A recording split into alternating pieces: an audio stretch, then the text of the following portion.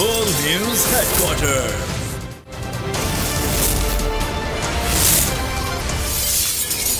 अस्सलामुअलैकुम। बोल news headquarters के साथ मैं हूं अफशीन कुरैशी। मैं हूं आपके साथ रमशा साजिद। हेडलाइंस आपने जानी, आम खबरों में बात होगी।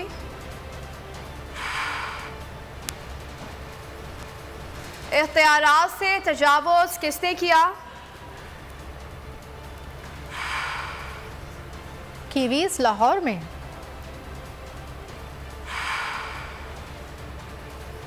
मोहलत खत्म, पैसा हजम। इंतखाबात एक दिन क्यों? और मार्केटों में रश।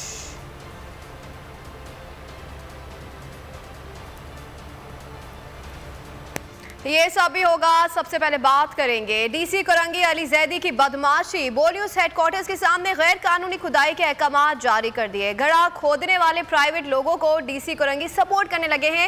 इख्तियारात से तजावुज करते हुए पुलिस को कार्रवाई के अहकाम जारी कर दिए हैं। अपडेट कर रहे हैं आपको कराची से। ये अहम खबर है, कोरंगी अली जैदी की बदमाशी जारी है। डीसी कोरंगी अली जैदी की बदमाशी जारी है। बोल न्यूज़ हेडक्वार्टर्स के सामने गैर कानूनी खुदाई के अहकाम जारी कर दिए गए। घड़ा खोदने वाले प्राइवेट लोगों को डीसी कोरंगी सपोर्ट करने लगे हैं।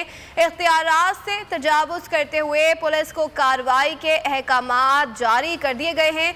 ये मनाजिर भी आपको बोल न्यूज़ की स्क्रीन पर दिखा रहे हैं कि किस तरीके से बोल हेडक्वार्टर्स के बाहर घड़े खोदे गए हैं। इख्तियारात से तजावुज करते हुए पुलिस को कार्रवाई का हुक्म भी दे दिया गया है और घड़ा खोदने वाले प्राइवेट लोगों को डीसी कोरंगी सपोर्ट करने लगे हैं। इख्तियारात से तजावुज करते हुए पुलिस को कार्रवाई के अहकाम जारी कर दिए हैं। यहाँ पर आपको अली जैदी की बदमाशी जारी है। बोल न्यूज़ हेडक्वार्टर्स के सामने गैर कानूनी खुदाई के अहकाम जारी कर दिए गए। घड़ा खोदने वाले प्राइवेट लोगों को डीसी कोरंगी लगे हैं। इख्तियारात से तजावुज करते हुए पुलिस को कार्रवाई के अहकाम जारी कर दिए गए। मजीद जान लेते हैं नुमाइंदा बोल न्यूज़ सालिक शाह से। जी सालिक शाह, मजीद बताइएगा क्या तफसीलात है इस हवाले से? जी बिल्कुल, कराची में डीसी कोरंगी की जो वो उनकी करप्शन का जो सिलसिला है वो जारी और सारी है। उन्होंने यहाँ पर गैर कानूनी तौर पर बोल्ट नेटवर्क के जो ऑफिस है, हेड ऑफिस के सामने से रोड कटिंग के लिए उन्होंने एक टीम भेजी थी। यहाँ पर जो थोड़ी देर पहले यहाँ पर अपनी टीम के साथ यहाँ पर पहुँचे, इसके वो मशीनरी लेकर यहाँ पर पहुँचे थे और उन्होंने यहाँ पर ये सड़क को जो ऑफिस के जो प्रीमिसेस है उसको मुकम्मल तौर पर तोड़ दिया था। और सबसे अहम बात यह कि इस लाइन के साथ 11,000 वाट, उसके अलावा 1,32,000 वाट की जो इलेक्ट्रिक की लाइन जा रही हैं, वो किसी भी बड़े हादसे का वो बन सकती है, सबब बन सकती है। इस हवाले से हुक्काम का ये कहना है कि उन्हें किसी भी किस्म की उन्हें इत्तला नहीं दी गई थी इस रोड को तोड़ने के लिए। जबकि थोड़ी देर पहले यहाँ पर कंटोनमेंट बोर्ड की जो टीम भी यहाँ पर पहुंची है, उनका यही कहना है कि उन्हें किसी भी किस्म का इत्तला नहीं दी गई थी। डीसी कोरंगी की जानिब से अपनी मर्जी की उन्होंने वहाँ पर परमिशन उन्होंने अदा की, जिसके बाद यहाँ पर टीम यहाँ पर पहुँची, उन्होंने यहाँ पर इस जगह को तोड़ा है। इस हवाले से हुक्काम का ये ज़राए का ये कहना है कि डीसी कोरंगी ने मुबैना तौर पर 40 लाख रुपये की रिश्वत लेकर उस कंपनी को जो फाइबर ऑप्टिक जो बिछाने की जिसने लाइन बिछानी थी यहाँ पर, उसको उन्होंने यहाँ पर उसको परमिशन दी। जिसके बाद यहाँ पर टीम, इंतजामिया और उसके अलावा पुलिस की नफरी यहाँ पर पहुँची थी, जिन्होंने सड़क को तोड़ा है। तोड़ने के बाद जब यहाँ से बोल नेटवर्क का जब यहाँ पर टीम यहाँ पर पहुँची है, हमारा कैमरा जब यहाँ पर पहुँचा तो टीम के जो डीसी की जो टीम के लोग थे वो यहाँ से फरार हुए। उसके बाद अब से थोड़ी देर पहले मुताल्लिका कंपनी के जो लोग हैं वो भी यहाँ से जा चुके हैं। जबकि कंटोनमेंट बोर्ड के हुक्काम का ये कहना है कि उनके पास किसी भी किस्म के जो फाइबर ऑप्टिक कंपनी के जो लोग थे उनके पास किसी भी किस्म की कोई परमिशन नहीं थी, लेकिन वो गैर कानूनी तौर पर यहाँ पर इस जगह को तोड़ने के लिए आए थे। लेकिन जब इंतजामिया की जानिब से उनसे लेटर मांगा गया, इन चीज़ें मांगी गई, लेकिन उनके पास से किसी भी किस्म को डॉक्यूमेंट पेश करने में नाकाम रहे। इस वक्त मेरे पास हमारे रिपोर्टर अली रज़ा भी मौजूद हैं जो इस हवाले से बताएंगे कि मज़ीद क्या तहकीकात में चीज़ें सामने आई हैं। जबकि उनका ये अली रज़ा ने अब कुछ चीज़ें इस हवाले से डिग आउट भी की हैं, उनसे मालूम करते हैं। अली रज़ा बताइएगा क्या हुआ बेसिकली, ये बुनियादी तौर पर ये मसला हुआ क्या है और इंतजामिया की जो मिली भगत है यहाँ पर इस बात में किस सकता है सच्चाई? देखें जी, मैं सिर्फ वाज़ेह ये करना चाहूँगा कि हमें बताया जाए और हमें बताया जाए कि सैकड़ों मुलाजिमीन को क्यों हिरासा किया जा रहा है, ये क्या मामला है। एक तरफ रिश्वत का बाजार गर्म किया हुआ है और मैं ये वाज़ेह कर दूं कि मोहतरम जो डिप्टी कमिश्नर जो दिलचस्पी ले रहे हैं अली जैदी इस मामले के अंदर, वो डिप्टी कमिश्नर जब सेंड उनके ऊपर वो इसमें भी रोड कटिंग के मामले में माजी में भी वो जद में आ चुके हैं और बड़ी भरमी का इज़हार किया था डॉक्टर आसिम साहब ने, ये सबके सामने ये चीज़ें। और आज एक बार फिर हम ये देख रहे हैं कि कैंटोनमेंट वाले डिसोन कर रहे हैं कि चलान हमारी जिम्मेदारी है देना, चलान हमसे नहीं लिया गया। लाखों रुपए का चलान, एक तरफ सरकार के कौमी खजाने को टीका लगाया जा रहा है, तो दूसरी तरफ हम ये सवाल कर रहे हैं कि डिप्टी कमिश्नर कुरंगी साहब हमें दिलचस्पी बताएं, आपकी ऐसी क्या दिलचस्पी है कि आप इस तरह के पूरे माहौल को, इस वक्त पूरे डिस्ट्रिक्ट कुरंगी को आपने जो है और इतने सारे सहाफ़ियों को जो है हिरासा किया हुआ है और आप मुताल्लिका लोगों को फ़ोन कर रहे हैं और आप बिल्कुल ये एक गलत तरीका है। मैं चाहूँगा कि जो CM सिंध हैं मुराद अली शाह साहब, वो इस पर सख्ती से नोटिस लें, इसके ऊपर देखा जाए, इसके ऊपर इंक्वायरी कंडक्ट हो कि ये क्या मामला है। मैं सवाल करता हूँ, क्या नाजायज़ मुनाफाखोरी कुरंगी के अंदर ख़त्म हो गई?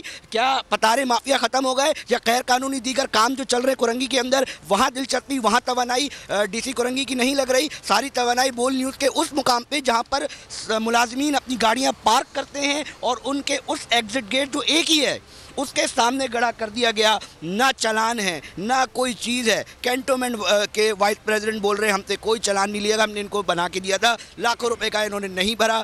मुझे बताएं कि हम झूठ बोल रहे हैं, कैंटोनमेंट वाले झूठ बोल रहे हैं, पुलिस झूठ बोल रही है, दीगर इदारे झूठ बोल रहे हैं, एक सच्चे हैं। तो इसके ऊपर शफाफ इंक्वायरी होनी चाहिए और शफाफ इंक्वायरी होगी तो ही चीज़ें वाज़ेह सामने आ सकेंगी।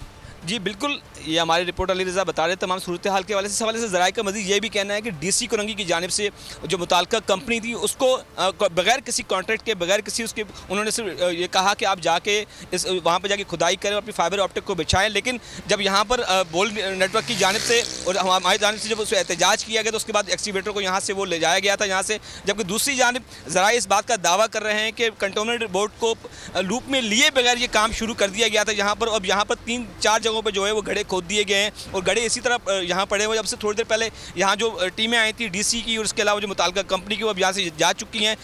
काम का यही कहना है कि वो इस हवाले से इंक्वायरी कंडक्ट करवा रहे हैं। कंटोनमेंट बोर्ड का ये कहना है कि वो उन्होंने मुताल्लिका इदारे से और जो मुताल्लिका जो फर्म है उससे रब्ता किया है, जो रोड जो उन्होंने काटा है, जो तोड़ा है, उसके हवाले से उनके खिलाफ वो ज़ाब्ते की कानूनी कार्रवाई करेंगे। जी अच्छा सालिक, ये बताइएगा कि DC कुरंगी अली जैदी से किसी किस्म का कोई रब्ता हुआ है? क्या मौक़िफ़ है उनका इस बारे में?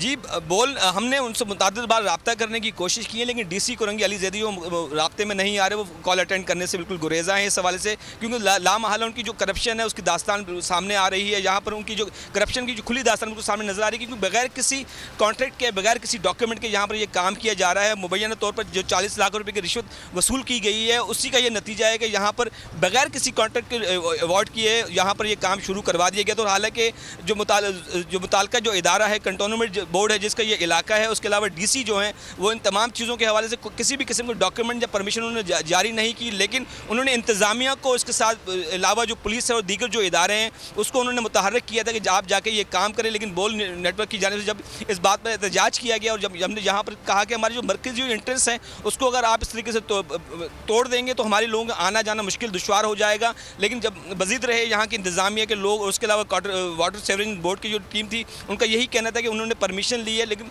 2 दिनों से हमें मुख्तलिफ तरीके से जो है उन्होंने घुमाने की कोशिश की, उन्होंने मुख्तलिफ किस्म के हीले बहाने इख्तियार किए जा रहे थे Karachi water and sewerage board की टीम के साथ। इसके अलावा जो मुताल्लिका फर्म थी उनके लोगों की जानिब से पहले कहा जा रहा था कि वो वाटर एंड सेवरेज बोर्ड की जो लाइन है उसको सही करने के लिए आ रहे, उसके बाद उनका ये कहना था कि इलेक्ट्रिक की लाइन को ठीक किया जाएगा। लेकिन जब हमारी जानिब से रजिस्टर्स की गई तो वो अपने बहानों से हीले बहाने तराशते रहे। लेकिन फाइनली जब हमने ये चीज़ें डिग आउट की तो ये बात सामने आई कि एक फर्म को, फाइबर ऑप्टिक फर्म को गैर कानूनी तौर पर यहाँ पर फाइबर ऑप्टिक बिछाने के लिए उन्होंने परमिशन दी थी, जिसके लिए इंतजामिया के तमाम लोग मुतहर्रिक थे। जी अच्छा सालिक, ये बताइएगा कि DC कुरंगी अली जैदी किसकी ईमा पर ये सारे कदम उठा रहे हैं और इस तरीके से तंग किया जा रहा है?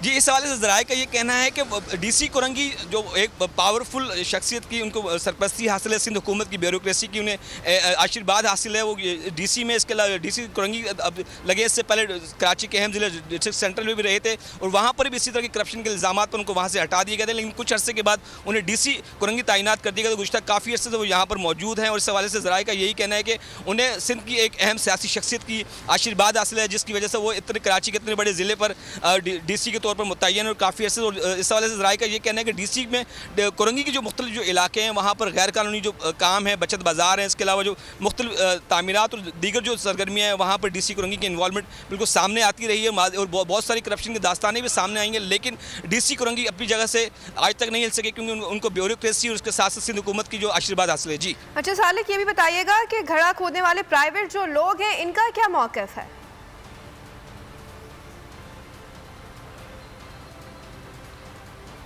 जी, इस हवाले से जो प्राइवेट लोग थे उनसे जब कंटोनमेंट की टीम ने बात पुरस की कि आप लोग किसके कहने पर यहाँ आए, तो उनका यही कहना था कि उनको Karachi water and sewerage board की टीम यहाँ पर लेकर पहुँची थी और उनको ये कहा गया था कि यहाँ पर जो डक है, जो सीवरेज लाइन का जो डक है उसको साफ़ किया जाएगा यहाँ पर, और सफाई के लिए उन्होंने यहाँ पर उनको ये कहकर यहाँ पर साथ लेकर आए थे। ठीक है, गड़ा खोदने वाले प्राइवेट लोगों का कहना था कि सफाई के लिए ये गड़ा खोदा गया है। सालिक शाह तमाम तर तफसीलात से आगाह कर रहे थे, आपका बहुत शुक्रिया। और खेलों की खबरों में आपको बताएंगे कि पाकिस्तान से 5 T20 मैचेस की सीरीज के लिए कीवी स्क्वाड लाहौर पहुंच गया। न्यूजीलैंड का T20 स्क्वाड दुबई से लाहौर पहुंचा। दोनों टीमों के दरमियान पहला T20 14 अप्रैल को कज़ाफी स्टेडियम में खेला जाएगा। यूएई स्क्वाड क्राइस्टचर्च से उड़ान भरने के बाद 30 घंटे से ज़ायद का सफ़र करके लाहौर पहुंचा। इसके साथ ही पाकिस्तान और न्यूजीलैंड के दरमियान सीरीज़ में चौथे और पांचवें T20 और 5 एक रोज़ा मैचेस की टिकट आज से ऑनलाइन दस्तयाब होंगे। शायकीन क्रिकेट टिकट खरीदने के लिए pcb.bookme.pk पर लॉगिन हो सकते हैं।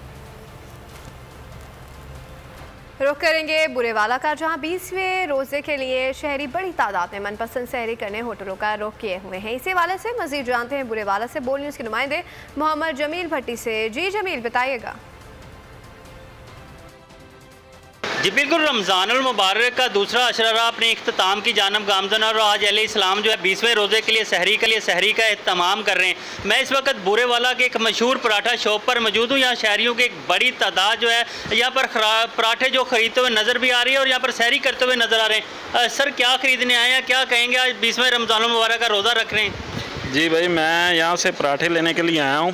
यहाँ पे बहुत अच्छे पराठे मिलते हैं और काफ़ी दिनों से हमने ये इरादा बनाया था कि बाहर से सहरी के लिए राजू वीर की शॉप से इधर से पराठे लेके जाएं, तो आज मैं लेने आया हूँ और इंशाल्लाह सहरी करेंगे और नमाज़ पढ़ के मुल्क पाकिस्तान के लिए दुआ करेंगे। जी बिल्कुल, शहरी का कहना था कि काफ़ी दिनों से बाहर से सहरी का प्रोग्राम बन रहा था। अभी जो है यहाँ से पराठे लिए, फैमिली की सहरी की जाएगी, उसके बाद नमाज अदा की जाएगी और मुल्क पाकिस्तान की सलामती और खुश। जमील भट्टी अपडेट कर रहे थे, बहुत शुक्रिया। ईद जैसे जैसे करीब आती जा रही है उसी तरह बाज़ारों में रश बढ़ता जा रहा है। लाहौर की तमाम छोटी बड़ी मार्केटों में शहरी खरीदारी में मसरूफ़ है। मज़ीद तफ़सीलात जानते हैं लिबर्टी मार्केट में मौजूद हमारे नुमाइंदे खुर्रम मलिक से। जी खुर्रम मलिक। जी बिल्कुल, ईद की आमद है और शहरी जो है खरीदारी करने के लिए मुख्तलिफ बाज़ारों का जो है वो रुख कर रहे हैं। इस वक्त हम लिबर्टी मार्केट में मौजूद हैं। लाहौर की मारूफ मार्केट है जहां पर शहरी जो है वो खरीदारी करने में मसरूफ़ है। फैमिली एक मेरे साथ मौजूद है, इन्हीं से बात करते हैं। मैडम, मुझे बताइएगा, क्या ईद की शॉपिंग हो गई है, मुकम्मल कर ली है कि अभी मैचिंग कुछ लेने के लिए रहता है? अभी बहुत कुछ बाकी है, काफ़ी कुछ ले लिया मगर बहुत कुछ बाकी है, एंड तक भी ख़त्म नहीं होगा। सर बताइएगा, क्या ख़वातीन राजी हो जाती है खरीदारी करके? नहीं, कभी भी नहीं। ये ईद की शॉपिंग खत्म होने का ईद के बाद भी चलती रहती है। ये ईद खत्म हो जाती है, शॉपिंग खत्म नहीं होती। बताइएगा, बच्चों के लिए क्या लिए हैं? नन्ना बच्चा जो है आपके साथ है, इसके लिए क्या खरीदा है? बच्चे की शॉपिंग हो गई है, वैसे काफ़ी चीज़ें ली है, लेकिन हमारा भी ऐसा दिल नहीं भरता। बच्चे के लिए जो जितना भी ले उतना कम लगता है, तो वैसे ही बच्चे की चीज़ें इतनी प्यारी होती हैं, देख के दिल करता है सारी ले लो। जी बिल्कुल, लिबर्टी मार्केट में मौजूद है। ख़रीदारी करने के लिए शहरियों की बड़ी तादाद जो है वो मुख्तलिफ बाज़ारों का रुख कर रही है। जिस तरह तो कोई अपना खुस्सा मैच शीशों में लगा हुआ है, तो कोई अपनी चूड़ियाँ पसंद की लेने में मसरूफ़ दिखाई दे रहा है। जी बहुत शुक्रिया खुर्रम मलिक।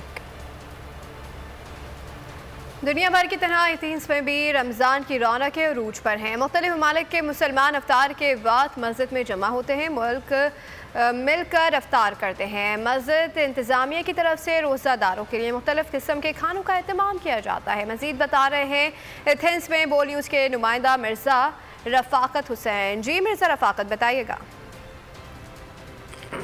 और ओवरसीज़ पाकिस्तानी जो हैं वो भी जिस तरह के पाकिस्तान में इबादत की जाती है, अफ्तार का इंतज़ाम के जैसा आप देख रहे हैं, वही एक माहौल है जो पाकिस्तान मसाजिद में होता है। लोग इकट्ठे होते हैं, इकट्ठे बैठ के इफ्तार करते हैं। चूँकि यहाँ पे ये अपने घरों से हज़ारों मील दूर हैं, इसलिए ये अपने घरों में इस तरह से इंतज़ाम नहीं कर सकते और नमाज भी पढ़नी होती है, इसलिए ये मस्जिद में जमा होते हैं और यहीं पर जो है इंतज़ाम किया जाता है। और मस्जिद हाजा की इंतज़ामिया की तरफ से इनके लिए मुख्तलिफ़ किस्म के खाने पकवाए जाते हैं। जैसा कि आपने देखा होगा कि खजूर, केले, पकौड़े और पुलाव वगैरह इनकी के लिए बनवाया जाता है। और ये रोज़ाना की बुनियाद पे यहाँ पे 200 से 250 बंदा जो है वो जमा होता है और उनकी इफ्तारी की जाती है। और इसी तरह तरावी पे भी और दूसरी नमाज़ों में भी इसी तरह रश होता है। और ये लोग भी अपनी मुस्लिम इबादत को जिस तरह के हम पाकिस्तान में सरअंजाम देते हैं या बांग्लादेश में सरअंजाम देते हैं, वैसे ही कोशिश करते हैं कि वैसे ही इसको यहाँ पे भी सरअंजाम दिया जाए। और ये मस्जिद में एक बहुत ही खूबसूरत रौनक का समा होता है। लोग इकट्ठे बैठ के एक जगह पे बैठ के इफ्तार करते हैं, एक दूसरे के साथ दुरूद शरीफ पढ़ते हैं और मुबारकबाद देते हैं। जी ठीक है, बहुत शुक्रिया, आपने अपडेट किया। रमज़ान के बाबरकत महीने में जहां दुनिया भर के मुसलमान रोज़ेदारों को रोज़ा अफ्तार करवा कर सवाब हासिल करते हैं, वहीं जर्मनी में मौजूद पाकिस्तानी कम्युनिटी भी इस कार्य खैर में पेश है। जर्मनी में हमारी नुमाइंदा महविश जफ़र मौजूद हैं। जी महविश, बताइएगा। रमज़ान का बाबरकत महीना ना सिर्फ पाकिस्तान में अकीदत व एहतराम और जोश व खरोश से मनाया जाता है, बल्कि दयारे गैर में रहने वाले भी इस महीने को इंतहाई अकीदत और पुरजोश तरीके से मनाते हैं। आज हम लोग यहाँ पे एक जगह पे इकट्ठे होकर सब बच्चों के साथ मिलकर एक अफ्तार का एहतमाम किया है, ताकि हम इस दयारे गैर में रहते हुए अपने बच्चों के साथ मिलकर अफ्तार की अहमियत को समझ भी सकें और उनको भी इस चीज़ का एहसास दिला सकें कि ये एक मजहबी फरीज़ा हम किस कदर खूबसूरती से और कितनी एहतमाम के साथ मना रहे हैं। यहाँ पर आज मेरा 6वां रोज़ा है और हम इधर इफ्तार करने के लिए आए हैं। आज मेरा 3रा रोज़ा है और मैं भी यहाँ आई हूँ मेरी दोस्तों के साथ अफ्तार। अपने दोस्तों को अपने घरों पर बुलाते हैं, उनके बच्चों को इफ्तार, ताकि इस बाबरकत महीने की जो बरकतें हैं उनको समेट सके। तो नजर आ रहा है सामने लिखा हुआ है जुल्म मिटने के लिए 2 चीजों से मिटेगा भाई। एक, अदल की कुर्सी पे जो लोग बैठते हैं ना, वो अदल के हिसाब से फैसले करने लगे। दूसरा, कौम निकल खड़ी हो जुल्म के खिलाफ, तो जुल्म खत्म हो जाएगा। या इन दोनों में से कोई एक चीज हो जाए या दोनों हो जाए। अगर 420 का मुकदमा था, उस वक्त अदलिया में जो लोग बैठे हुए केस देख रहे थे, वो पूछते ना यार चीट हुआ कौन है। जब उनको दिखता कोई चीट नहीं हुआ, केस खत्म कर देते। तो जालिम जुल्म कर ही नहीं पाता।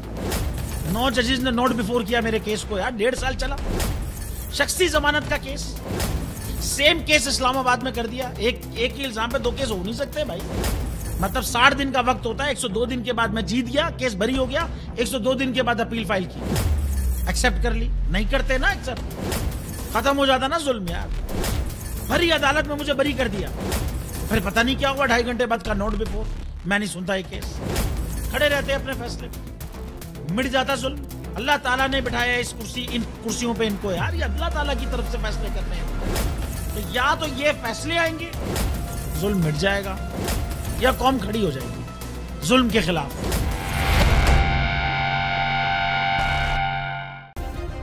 सब्सक्राइब करें और बेल दबाएं ताकि कोई खबर रह न जाए।